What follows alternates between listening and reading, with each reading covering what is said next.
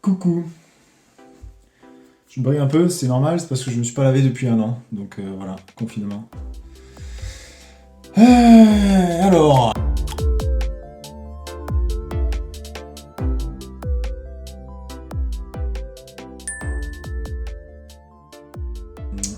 j'ai pas le souvenir d'avoir été en stage à la sortie. En revanche, il me semble que j'avais rejoint Louis Affringue, qui était un autre ancien de Saint-Luc, qui était un an au-dessus de moi, donc qui était déjà en quasi-poste, enfin qui était en freelance à Publicis Bruxelles, et je l'ai rejoint en team là-bas. Et après, je suis parti en Australie.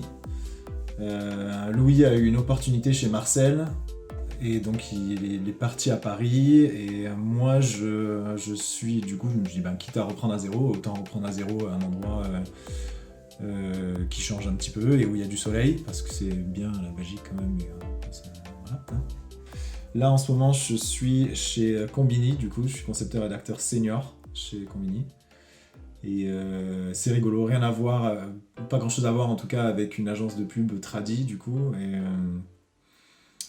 mais super intéressant.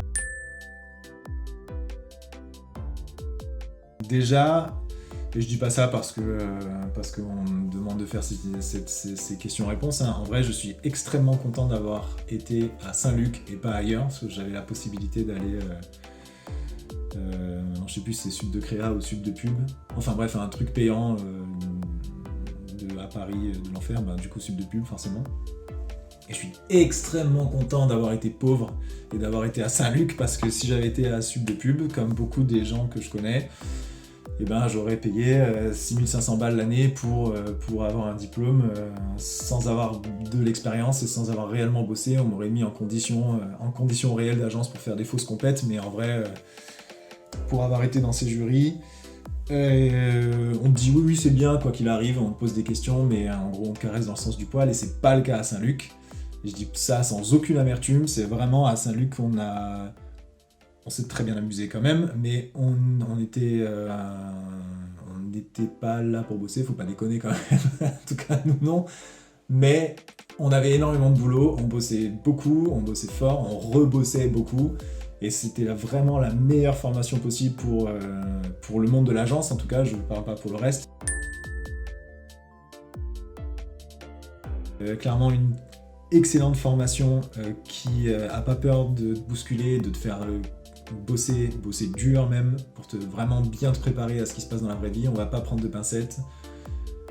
Ça veut pas dire qu'on te néglige en tant qu'être humain et en tant que personnalité et qu'on va t'écraser, c'est pas du tout le cas, c'est pas non plus un camp de travail, pardon. Mais en revanche, on bosse beaucoup, on bosse sur beaucoup de choses très différentes, on touche à plein de choses je suppose, pour être sûr que tout le monde en sortant sache ce qu'il a envie de faire réellement.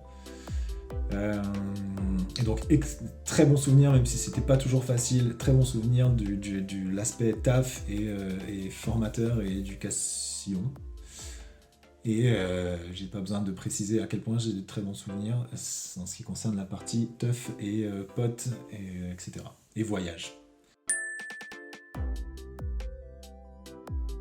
Clairement, le voyage, ça fait partie des meilleurs souvenirs, mais je pense que globalement, c'est plus l'ambiance habituelle. On est vraiment. Le fait qu'on bossait beaucoup, je pense, poussait un peu à une forme de Canada Dry. Un peu une forme de camaraderie et d'entraide. En tout cas, pour les groupes qui fonctionnaient le mieux, c'est comme ça que ça fonctionnait.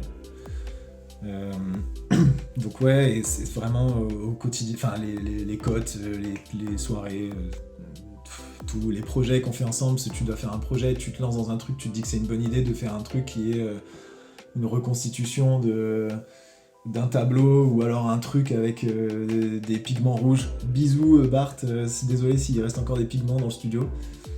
Donc toi tu te dis que c'est une bonne idée, et du coup tu fais tout pour le mettre en place, et les potes t'aident, alors tu recrutes machin qui ressemble un peu à truc, et puis tu te retrouves à faire des projets avec 15 personnes. Alors tu sais pas pourquoi tu t'es lancé là-dedans, mais c'est trop bien, et tu vas jusqu'au bout, et tout le monde est là pour s'aider, et puis une fois que toi t'as fini, tu vas aider l'autre qui fait un autre truc, enfin c'est vraiment génial. Donc très très bon souvenir également.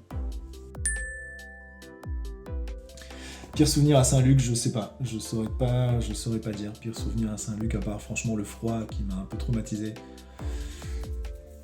Mais et encore, franchement, on s'en sort bien. Il y a plein de choses qui font que c'est... Il y a beaucoup de gens relous dans cette profession parfois, et avoir des gens cool et terre à terre et qui se prennent pas la tête et qui pensent pas qu'ils sont en train de sauver le monde et qui font pas semblant de dire on sauve pas le monde alors qu'intérieurement ils pensent qu'ils font des trucs de ouf, c'est extrêmement rafraîchissant, et il en faut plus tout le temps, partout, à fond. Et je pense qu'à Saint-Luc on est bien plus à même de créer des gens comme ça, des créatifs comme ça, enfin pas des créatifs mais de créer des futurs publicitaires ou autres comme ça, que dans toutes les autres écoles de fils à papa.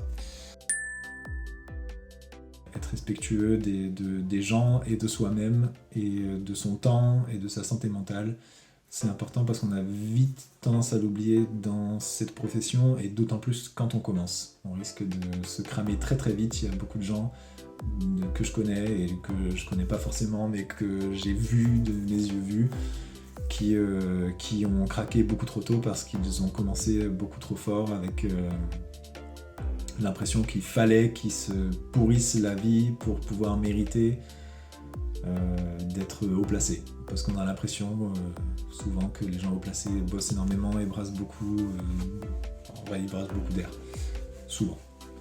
Donc ouais, se respecter beaucoup. Sauf quand on va en soirée. Allez, bisous!